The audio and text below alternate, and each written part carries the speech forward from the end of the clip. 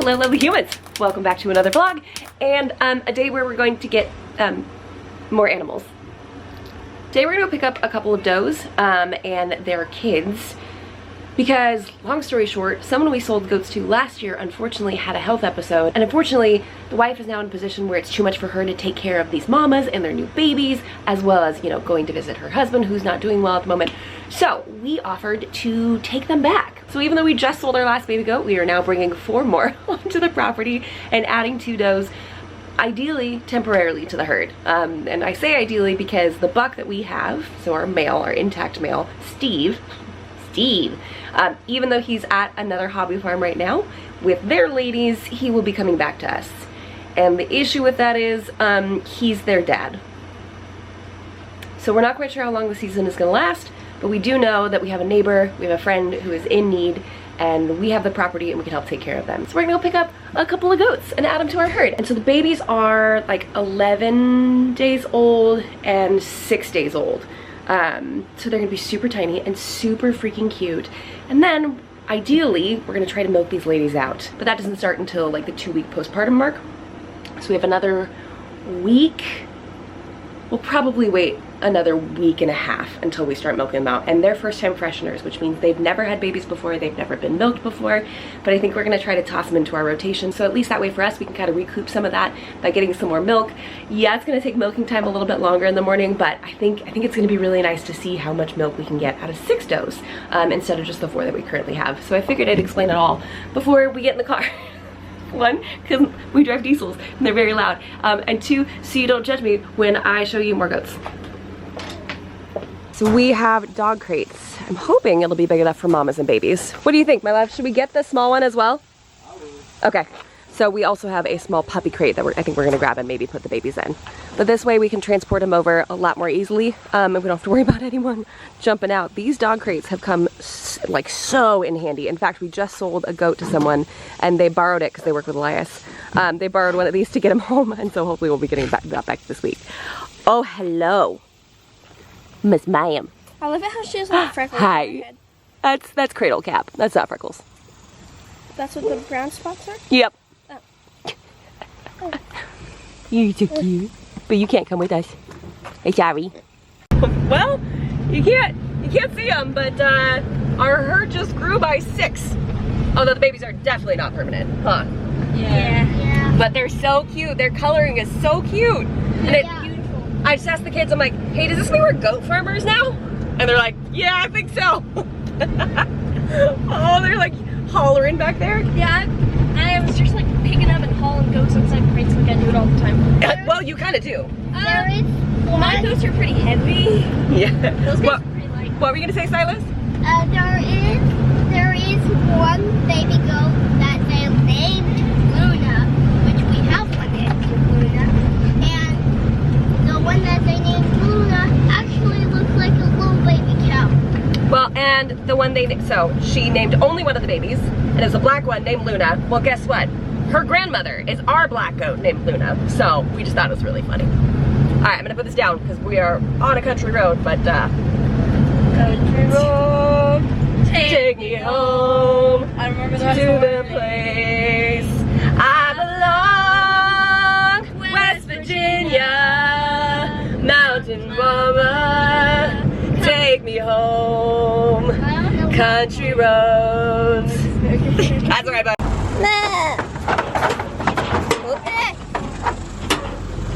We're here. All right, goats. Let's get you all adjusted. We're acclimated. We're back here now.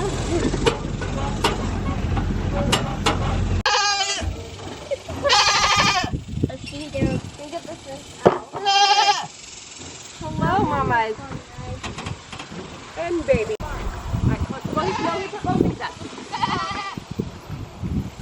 It's looking good so far. Right. Babies are still there. So we grabbed little Luna.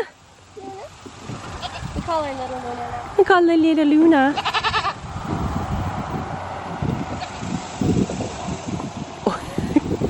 Excellent dismount, bro.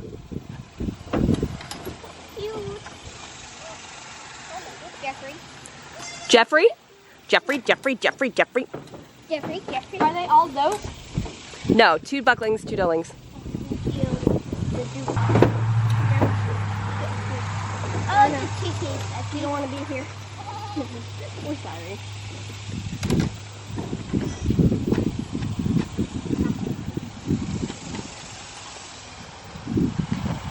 And then don't show the Oh. Do we get the grapes out? No. So let's go in the house. Oh my I goodness. just pulled one out because of goat first.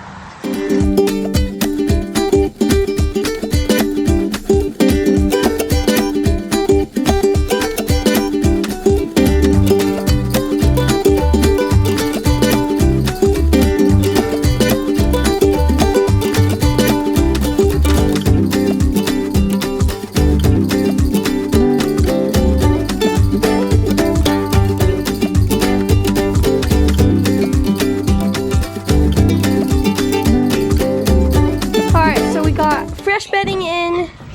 Well, it looks like we're just gonna need to fill up this feeder and probably take out the eggs. They've been sitting there.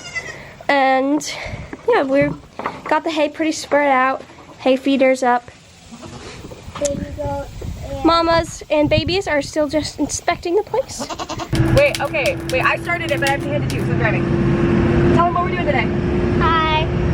So today we're gonna be getting my nails out. Not nails. Screws, sorry.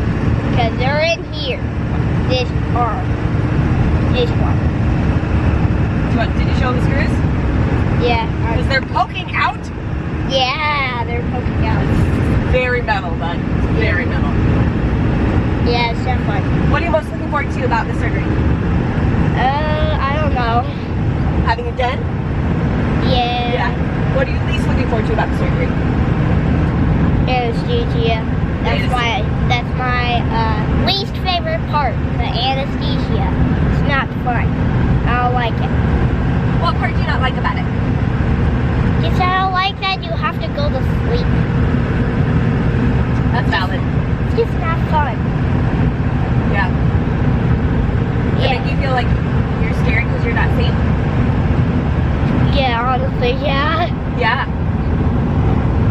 Well, did you know that all the doctors and nurses are there to help you and to watch over you? I know. But it's still okay to feel a little scared, huh? Yeah. Now, I bet people watching this video have had surgeries before. Yeah. Some people probably have. Yeah, I bet some of them have. Do you think they were scared for surgeries? Probably. Probably. And that's okay, huh? Yeah. Yeah. But they made it through it just fine. I tried to be okay too. I tried to keep the camera stable, but it's bumping around. Well, so it much. actually will be really stable if you hold it in the air. Oh. Because your arm will act like a shock.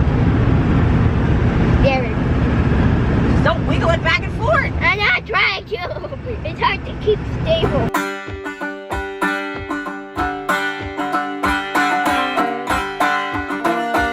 We're here and we're only a little bit late.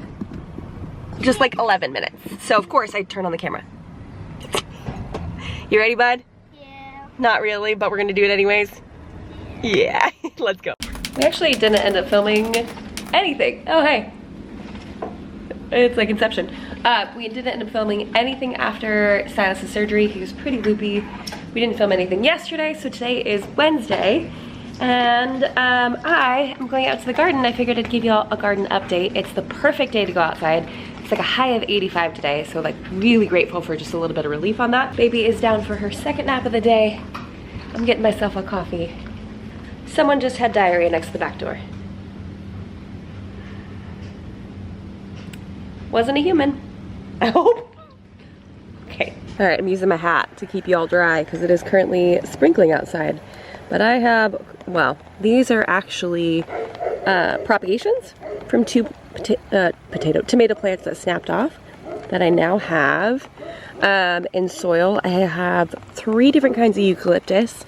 I got a bay leaf plant, which will be super fun to have in the garden. And then quite a bit of, let's see, peppers, basil, holy basil, which is tulsi, a couple more cucumbers, and some loofah plants, and then a couple of herbal rems. Brems? Who am I? Abbreviating things that don't need to be abbreviated. All right, let's get you out to the garden real quick, and I'll try to keep the camera dry to give you a garden update with my homemade latte. Here is the garden as it stands. I'm just now realizing, oh shoot, we gotta mow this walkway again. But if you've been following along on Instagram, sometimes I'm much more up to date over there than I am over here. Sometimes it takes me a minute to get caught up on the vlogs, but I talked about installing billboard tarps.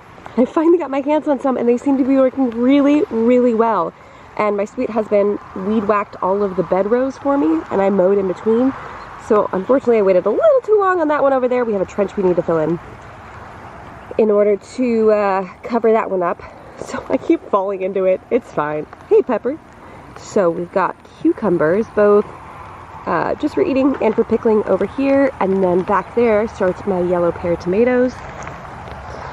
I have been struggling very, very much with squash bugs in this particular plant bed, but honestly, they're kind of everywhere I have squash. But this is, I think, from something we smoked, so I gotta pick that up. It's literally from the smoker. We got 2 tomato plants over here. One thing, I've been really enjoying the Homestead Rescue Show, and they went to a gardener's house for like ideas. And one thing they said was you either cover it in living, cover it in dead, or nature will take back over. And so this bed only has 2 tomato plants in it. But because I was getting a bunch of weeds in it, I covered it in cardboard boxes. So what I'd like to do is get cardboard boxes to just like go all throughout here. I have some feed bags. These are not well placed. They're literally just dumped there. But I really want to cover up all of the weeds so they don't get much further. Because I really don't want to have to hand pull all this. I will if I have to, but I don't want to. This is really wet. All right. It's like a homesteading tightrope. We got some pepper plants. Those are banana peppers in there. In fact, I might have some that are ready to pick. And then I have tomato plants along this entire back and coming along to the side till we're all the way over there. Look at this glorious giant squash. I haven't gotten any fruit out of it yet, but I'm really excited. So I've got 2 squash plants in here. Beefsteak tomatoes. I think that might be my black Krim tomato in the middle. And then I have more squash over here. I found that to keep squash bugs at bay, I'm keeping diatomaceous earth around the base because that will kind of cut into their exoskeleton and then they won't live any longer. And I'm out here looking at the stems every day. I'm also trying to elevate them to see if I can see any around the base.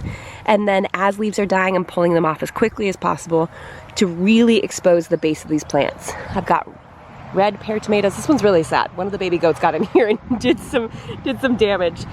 She also ate the tops of the cayenne pepper plants over there. Now and look at that one. That one's just glorious.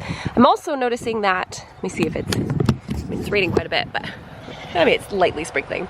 I'm also noticing that if the plants get partial shade, they're a lot taller. So the plants on this side of the garden get partial shade from the riparian border that we have around our seasonal creek. So anything that gets shaded throughout the day does it just a little bit better. Also, this end of our garden is clay. That end of our garden is literally just sand. It was filled in because apparently there used to be a pool here, which is hysterical to me because the pool was right here where the highway can like look in. It wasn't behind the house. No, it was right here. Just there for people driving by to wave and stuff. No. So they infilled the pool with sand, and I think in an ideal situation we would actually probably dig up some of the clay, dig up some of the sand and mix them together, but I was too excited. We just got our garden going ahead of time. And then let me show you something, because every year this kept popping back up and I was like, I have a feeling this is a thing. Like, I have a feeling this is something that I should be like paying attention to. And I was right, it was. These are ground cherries. In fact, I think I see one that's ripe. So I could not figure out why. Now they're not normally this holy. I think something's getting this. But this kept popping up year after year after year, and I kept pulling it. Like, what is this? I don't understand. So this year I was like, just let it go. Just let it go. We'll figure out what happens. And it gets these really cute little flowers on it. And the flowers turned into these, I call them like paper lanterns. This is a ground cherry. Let me see if I can rip it open. It's literally like paper. And people liken it to like a tomatillo, but it tastes like, kind of like a tomato. Oh, I missed one. There's one on the ground right there that the paper lantern's already melted away. So these contain, of course, all the seeds in it. Oh, I think I see more. Oh, Silas is gonna flip if he doesn't get some of these. He loves coming to hunt for these. Oh, see, I missed a few of this one. So This is literally a wild ground cherry.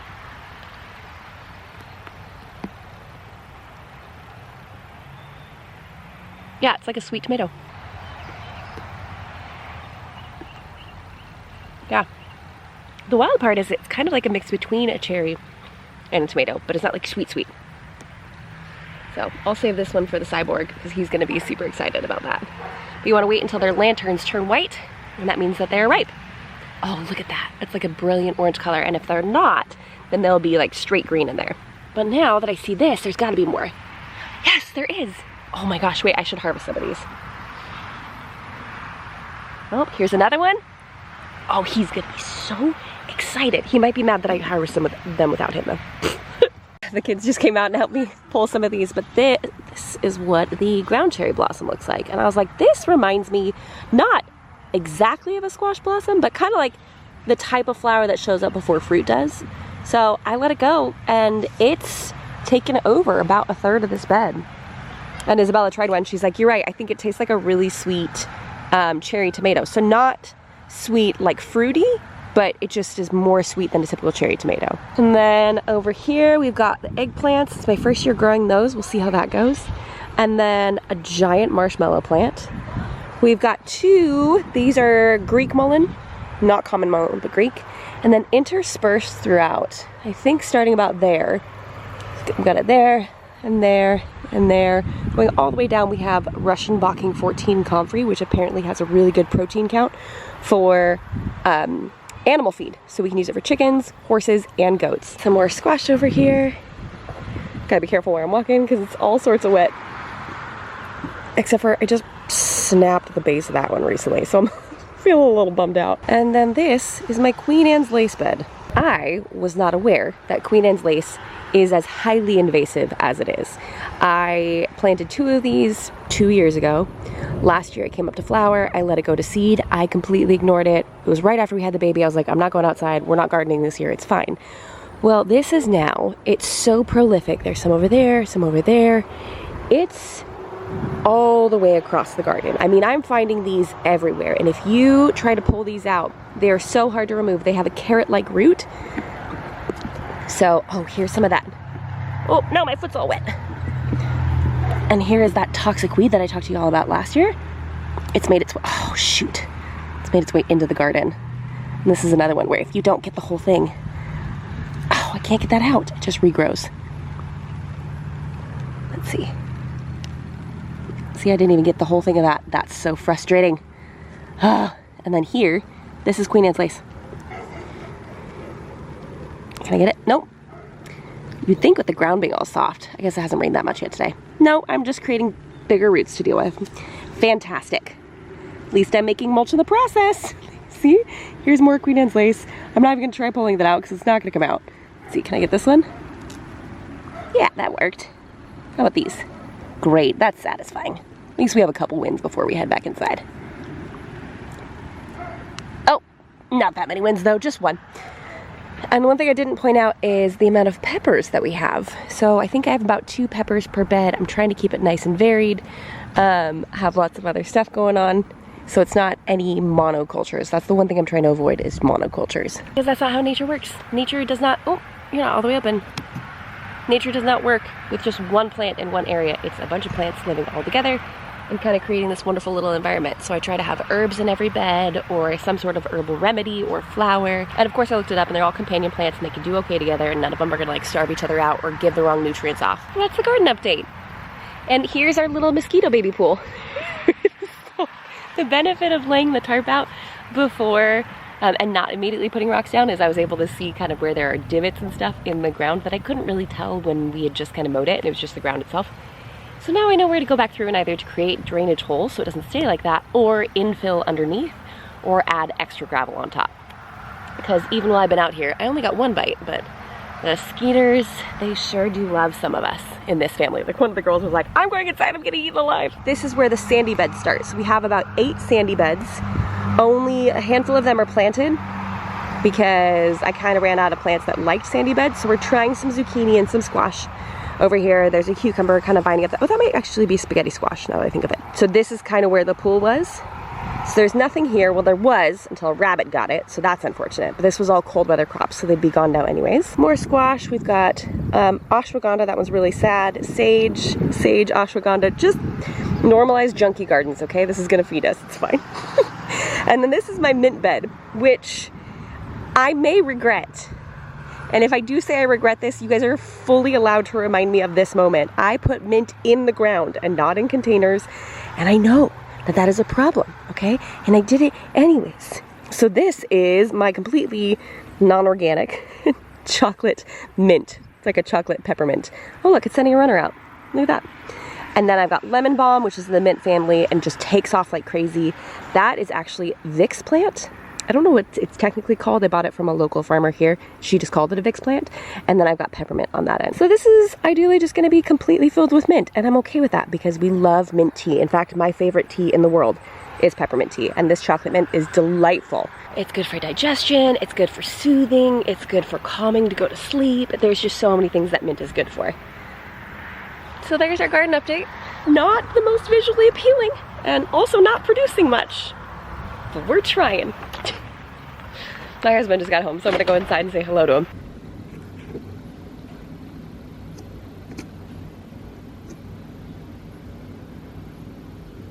So great, because you're not really on the vlog anymore, you know? So it's nice for them to see your face.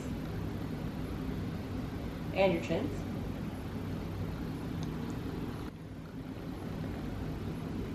Okay, I'm cutting at least half of this so you can just stop.